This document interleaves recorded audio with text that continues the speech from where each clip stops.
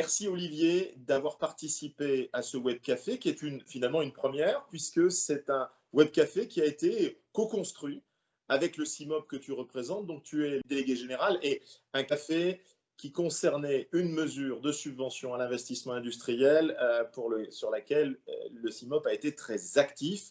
Alors, rappelle-nous en quelques mots ce qu'est le CIMOP et puis présente-nous brièvement cette mesure si attendue qui, d'après ce que je comprends, n'a pas déçu finalement. Oui, Frédéric, le CIMOP est le syndicat qui représente l'ensemble des moyens de production. Les adhérents du CIMOP sont 300, sont à la fois parfois des importateurs, mais aussi des entreprises françaises. On a de plus en plus d'entreprises françaises qui sont des intégrateurs, des gens de machines spéciales. Et donc, depuis très longtemps, le CIMOP milite pour ce qu'on appelle l'investissement productif, c'est-à-dire d'intégrer dans les sujets d'innovation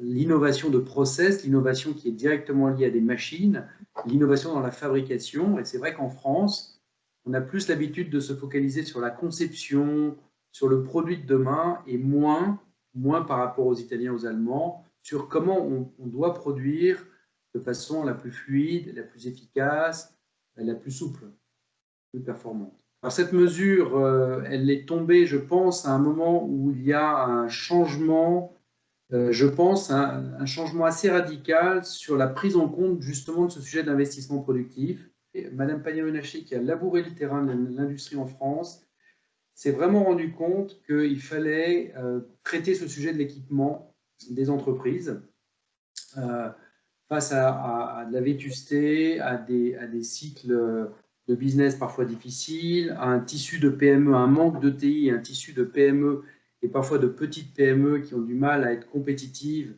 par rapport à un marché étranger de plus en plus, lui, compétitif.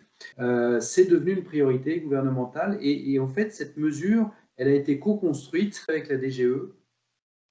Et c'était intéressant parce que je pense qu'on est reconnu comme une organisation qui n'est pas une grosse organisation et qui est très concrète. Si Sur justement cette mesure, plus spécifiquement, quels sont pour toi les points clés qui font que cette mesure répond aux attentes qu'on avait mis en elle?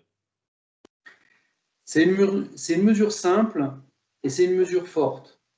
C'est une mesure simple parce que finalement, le périmètre des biens qui sont considérés dans le cadre de l'investissement en machine et en process, c'est très clair. Et puis ensuite de ça, c'est simple parce qu'il y a un guichet unique. Je dépose un dossier qui n'est pas très compliqué.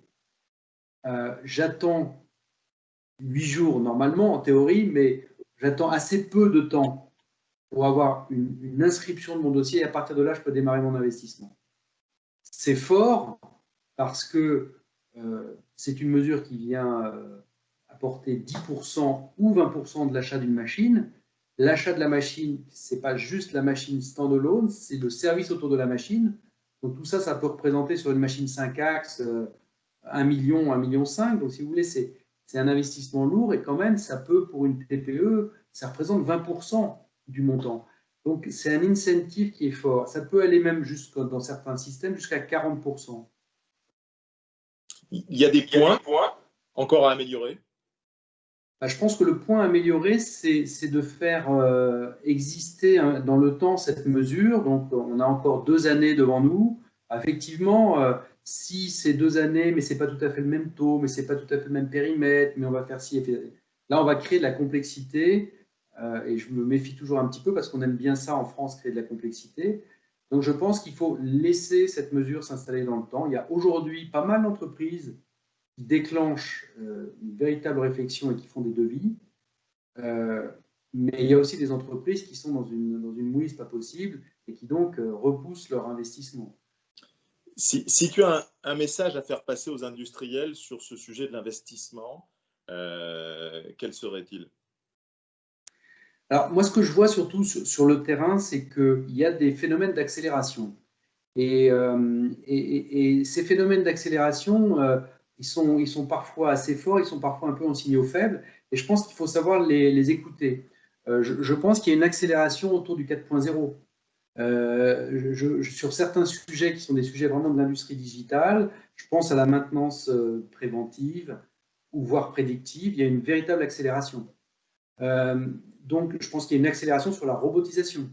Alors, donc, ces effets d'accélération, ils sont positifs. Je pense qu'ils sont aussi le fait que dans la crise, il y a une réflexion qui se fait aussi sur sa propre compétitivité, sur ses propres points d'amélioration.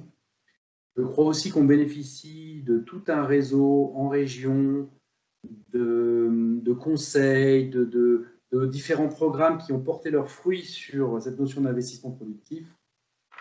Et donc, je pense qu'il faut effectivement, dans ce temps un peu difficile, réfléchir à son investissement, parce que je pense que c'est le moment de le faire. Merci Olivier. En tout cas, on a été particulièrement heureux d'accueillir le CIMOP. C'était aussi un bel exemple de jeu collectif dans cette période où on parle beaucoup de mutualisation, de se regrouper, d'essayer de chasser en meute, comme on dit assez souvent. Je trouve que c'était un bel exemple de jeu collectif.